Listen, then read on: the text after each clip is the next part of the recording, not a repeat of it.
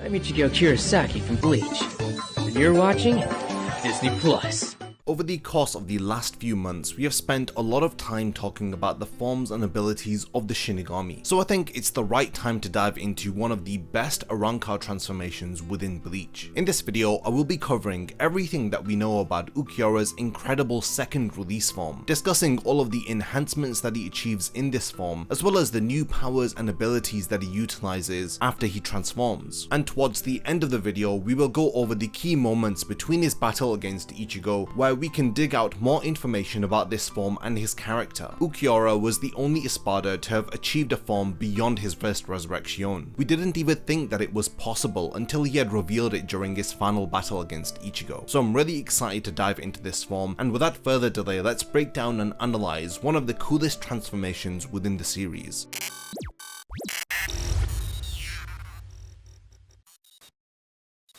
Before the video begins, only 20% of the people who actually watch my content are subscribed to the channel. If you enjoy these videos, then subscribe and stick around for more content just like this. Now let's get back to the topic of the video. Within the third Bleach databook, Unmasked, we learned that Ulquiorra's second release state is very unique, because this form is related to the original form of the Hollow species, which had existed prior to reality being split into the three realms of Hueco Mundo, the human world, and the Soul Society. After having activated this form, Uryu had described it to be unlike any spiritual pressure that he has ever felt before, stating in chapter 348 that it's not because it is powerful or massive, but rather that it is totally alien to him. It was so different because it was so thick and heavy that it felt like that it was something other than spiritual pressure. He describes the energy emitting from Ulquiorra like an ocean above the sky that they are entering. He was the only ESPADA to have ever achieved this second released form. Even Aizen was unaware of this transformation, despite him being one of his most loyal subordinates. This may have been because the second form was very personal to Ulquiorra, since it was the source of his despair. This is because it is the original form of his species, which represents rejection and persecution. As hollows, they don't have any meaning to their existence, if their only means of survival is to devour souls and disrupt the peace of the world. This is what I mean by describing the original form of hollows as empty or void of meaning. This is something that Ulquiorra has deeply ingrained into his character.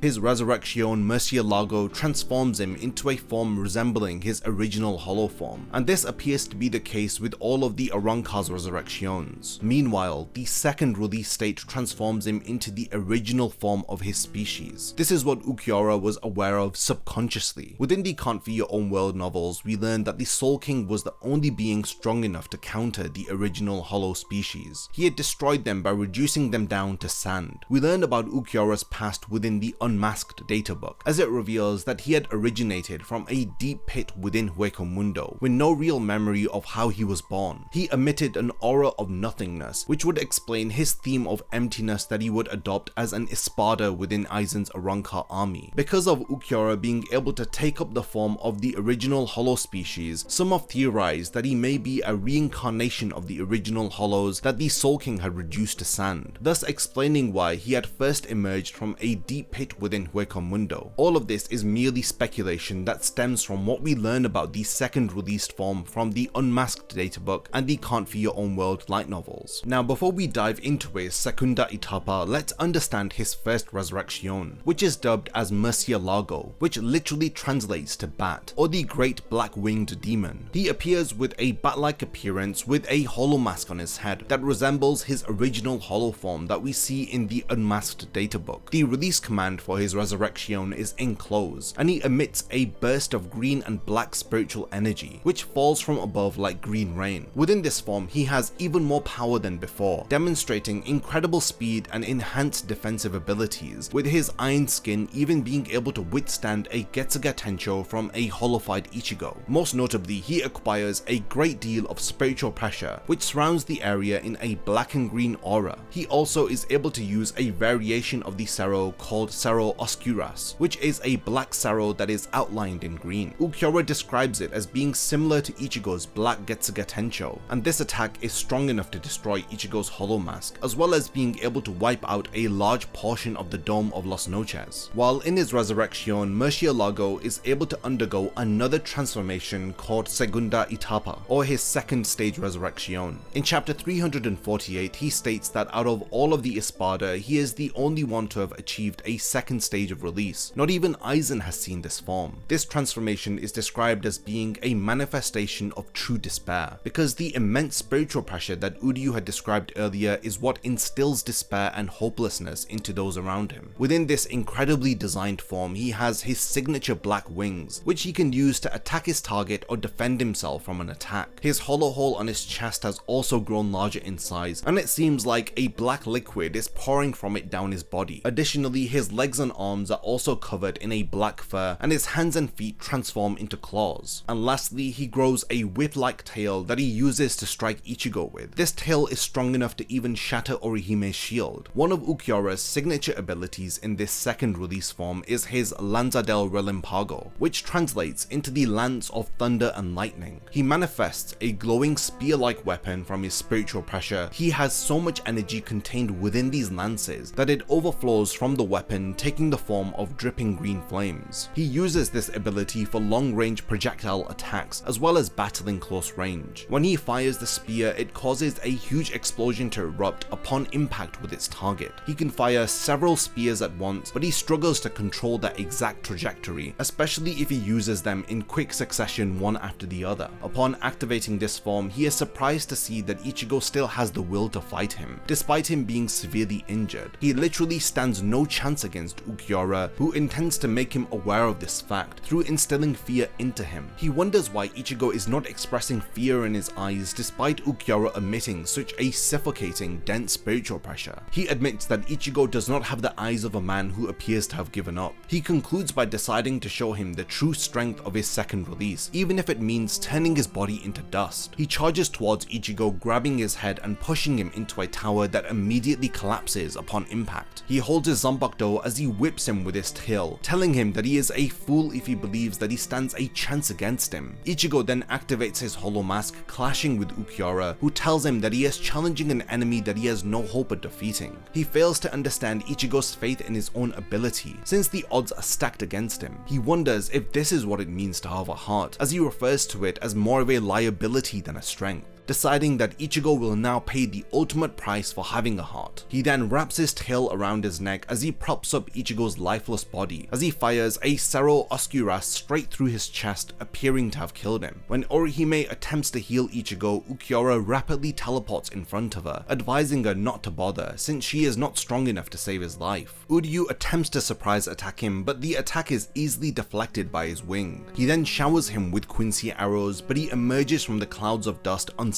He now turns his attention towards Uryu, who is being utterly outmatched. He immediately has his left hand severed, while desperately trying to buy time for Orihime to heal Ichigo. Ulquiorra menacingly marches towards him, unwilling to show mercy to anyone who dares to challenge him. The hopelessness of the situation, coupled with Ulquiorra's dense, fear-filled spiritual pressure, makes Orihime completely sink into despair. All of the shields that she summons to protect Uryu are shattered by Ulquiorra's attacks, and there seems to be no hope until Ichigo awakens in his Vastolore form. From chapter 350, Ulquiorra continues his battle with Ichigo, as he questions what this new form is. He is unsure of who is standing before him because Ichigo is so unrecognizable now. He is surprised by the immense raw power that he has. After he realizes that Ichigo doesn't understand what he is saying while in this new form, he fires a Cerro Oscuras at him, but it is countered with a Cerro that he fires from his horns. Ulquiorra's black blast of energy collides with Ichigo's. It appears as though he was able to negate Ulquiorra's attack simply by his Cerro being stronger than Ulquiorra's. His speed is then outmatched by Ichigo's, who appears behind him, grabbing his arm and ripping it off. Ulquiorra is visibly shaken up, but he demonstrates that he has the power to restore his limbs by growing another arm from the point that it was severed. He explains that within his second released form, his most impressive abilities are not his attacks, but his ability to heal and regenerate. He states that arrancars typically sacrifice sacrifice most of their regenerative abilities so that they can enhance their other powers. However, Ulquiorra is able to regenerate his entire body except for his brain and internal organs at high speed. Despite him boasting about his regenerative abilities, the fact that his vitals are still vulnerable is a major disadvantage, and this flaw was the main reason why he was defeated by Ichigo. He then fires the Lanza del Relampago as he tells Ichigo not to come any closer, as he prefers not to fire it at close range. The attack narrowly avoids Ichigo as he admits that it is difficult to handle. Uryu is shocked that Ulquiorra is able to fire such a powerful attack repeatedly without the need to wait and build up more energy. Ichigo then appears in front of him, completely bypassing Ulquiorra's Pesquisa, as he realizes that Ichigo had just used the hollow ability Sonido to appear before him. He fires Ulquiorra's severed arm at him, which disintegrates upon making contact with one of his spears. Before he can fire the attack, Ichigo grabs the spear with his bare hand, crushing it. As the tables have turned and it is now Ulquiorra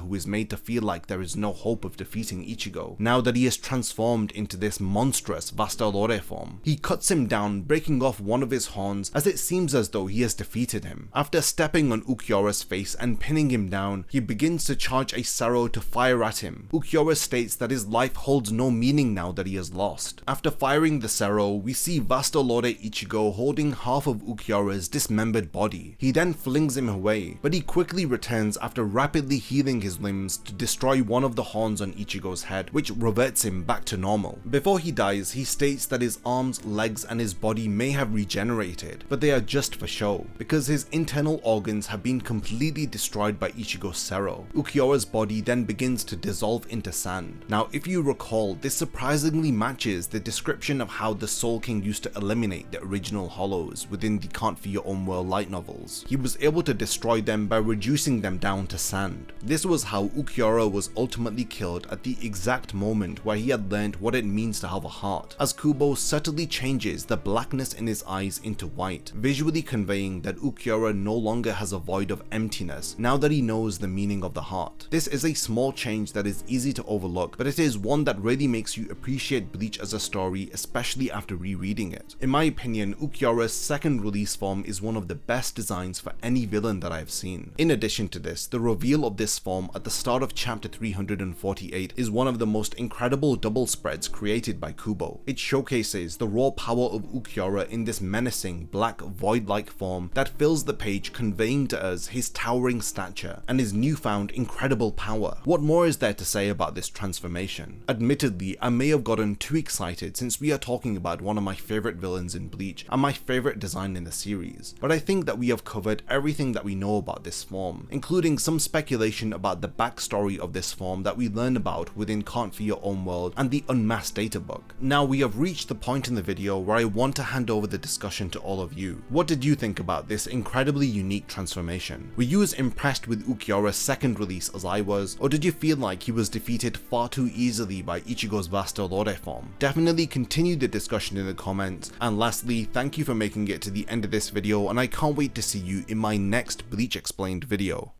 If you enjoy my content, then you can support my channel through Patreon for as little as $1 a month, or even through YouTube by becoming a channel member. You will gain access to exclusive channel perks and a Discord server which I frequently use. So become a member of my Zero Division and be the first to know about my upcoming videos. And once again, thank you for sticking around till the end of the video, and whatever you contribute will mean a lot to me.